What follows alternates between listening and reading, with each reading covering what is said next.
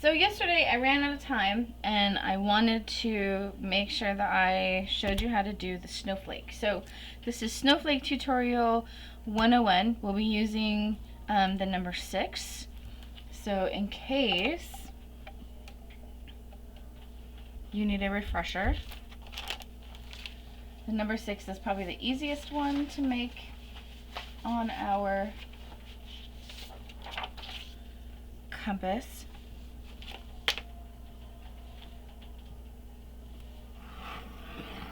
And we're just going to walk around the circle. So if I put my metal point anywhere on the outside of the circle, then I've got crossroads where I can then put the metal point. So I'm going to put the metal point here.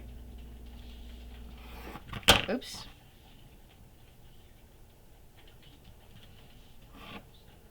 Some days, man. And here. And at that crossroads, and I just keep going until I get 6 petals on my flower of life. So there's my flower. So now with my flower in place, I want to give myself some spokes. You can use a different color to bisect your petals.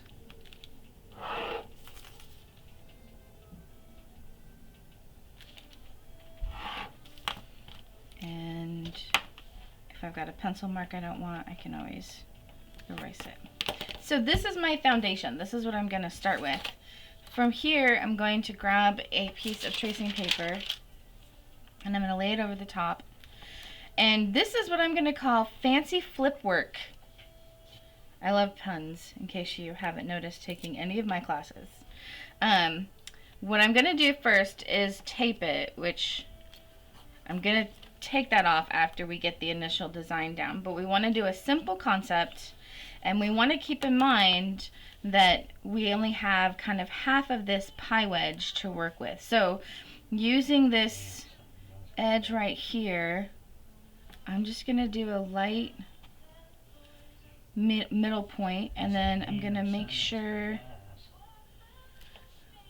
that I also copy this one. So this is on the tracing paper. So foundation, tracing paper has those 2 lines on it. Yay! So simple snowflake. Snowflakes always have, you know, something kind of fancy on the outside. So I like to start with a little spiral, kind of just an inward spiral. Bring it down, and then I can kind of follow the petal a little bit.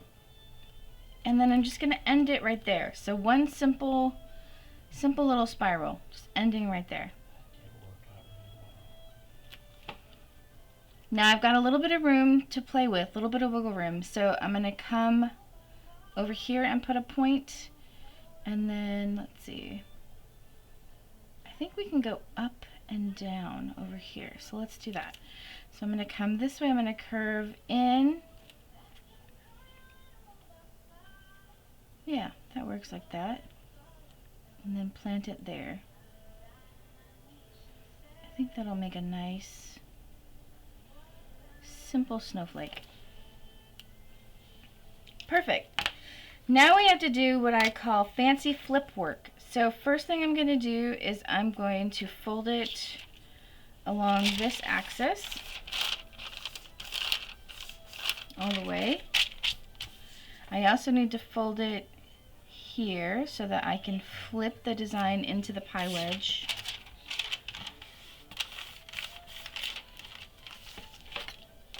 And while that's flipped, I'm going to retrace it on the side of the tracing paper that doesn't have any pencil mark. Okay, so this is my pencil, no pencil mark.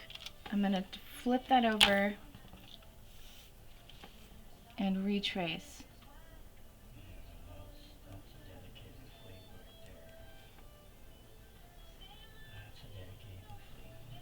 I'm a little close to this line with this loop, but that's okay. We will solve one problem at a time as we go around. Oh, that's going to be a really pretty snowflake.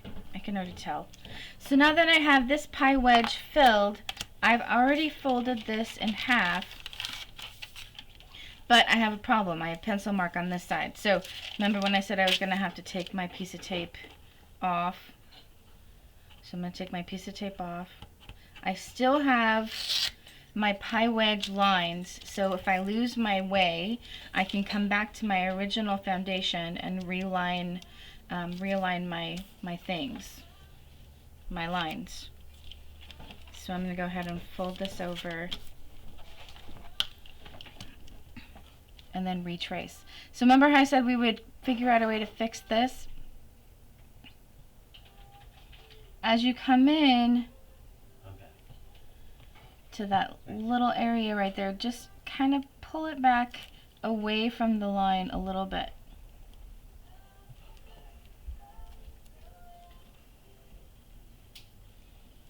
And it doesn't have to be 100% perfect because this is just the base design, right?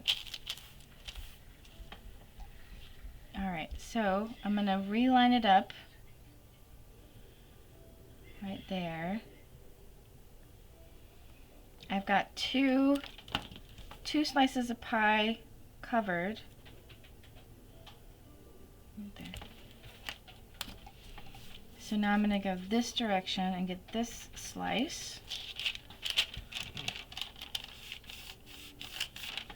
Now you can do this with any number on the Sacred Geometry wheel, but if you do it with an odd number, you're going to have an odd pie slice, so just keep that in mind, okay? Alright, so I'm just going to copy the one pie slice.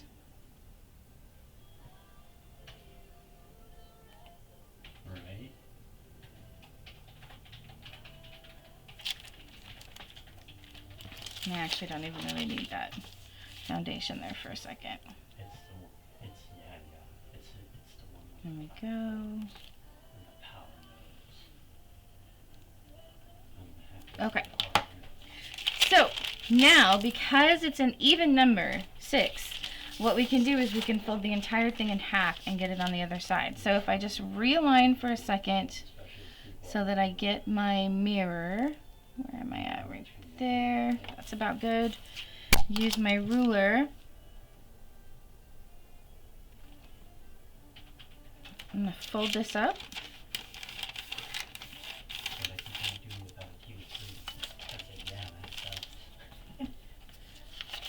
I want a white piece of paper on the background so I can see what I'm copying. It's not my plate number. If you were my plate, I might be thinking differently. No, not you. And I'm just going to retrace.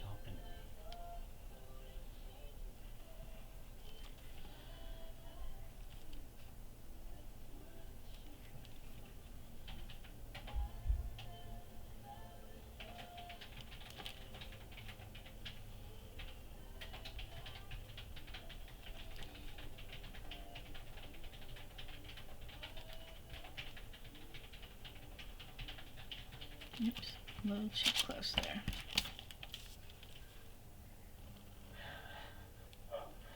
Wow. Thanks, guys.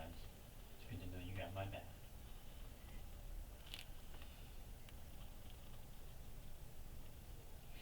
I'm not talking to you either.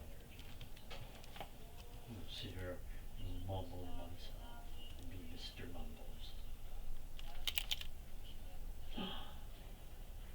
I don't know. Joking. That's good, is it?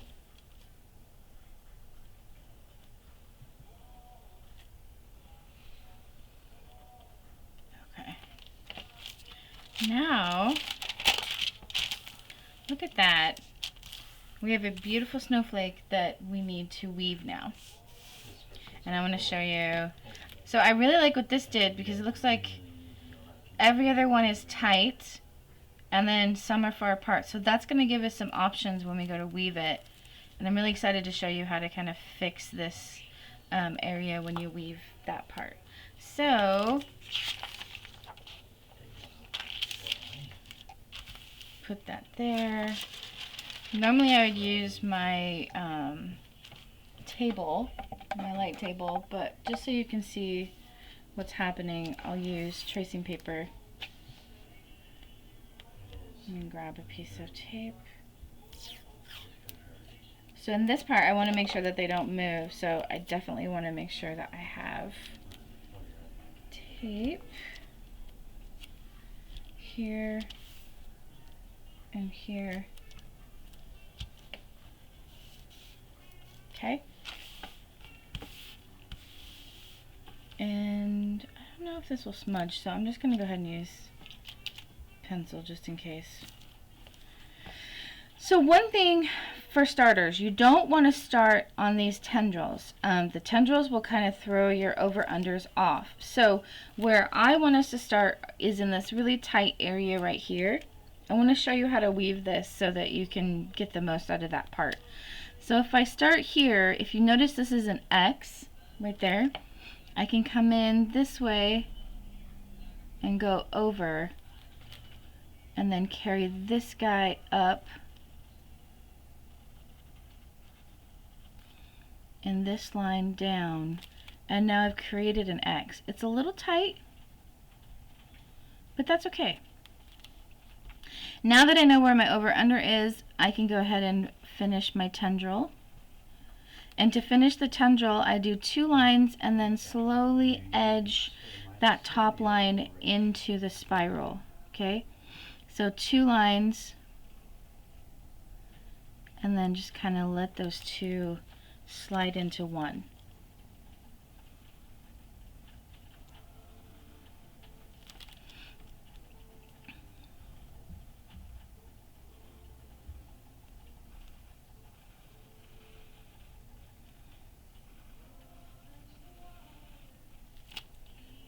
Okay, now over here I've got an open area in the middle, so I can do one of 2 things. I can just weave it like I normally would, or I can still create an X that would be a little more elongated. That part's kind of up to you. However you want to go about doing that is just fine. I think I'm going to just do it like that for now. I might try it again later and create another X.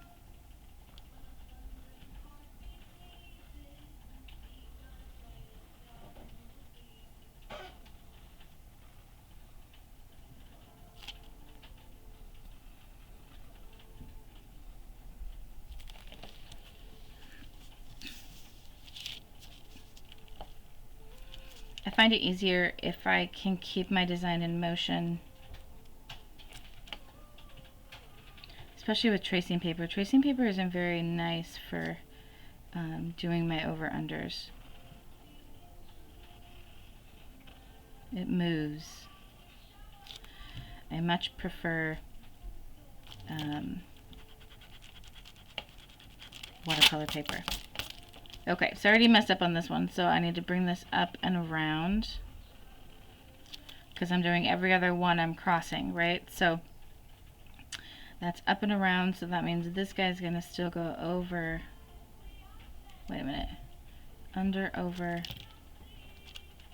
there we go,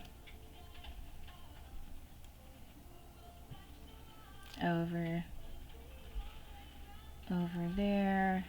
This guy's gonna come this way.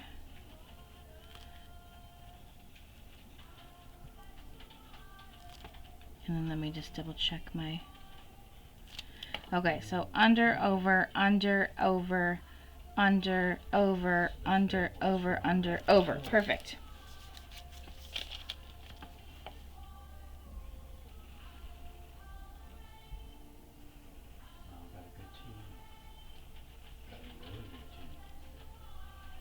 And then this one I'm going to do just normal.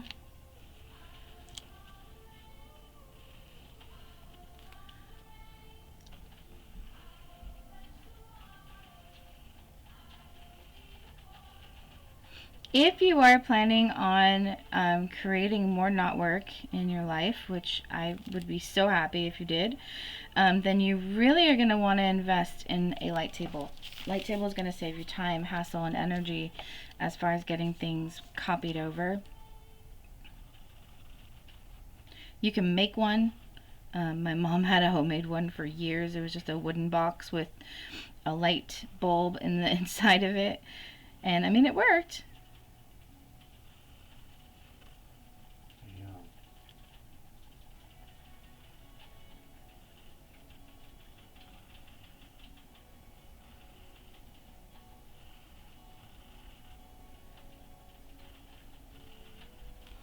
can always hold it up to a window. It's a little more kind of arm hurty, I think, but you know, that works too.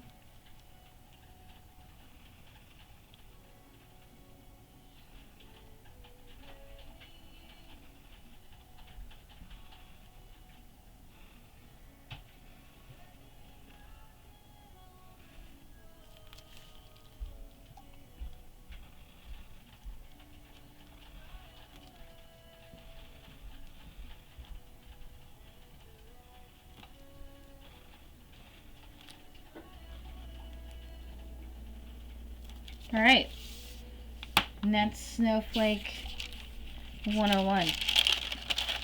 So there's our base, and there's our final.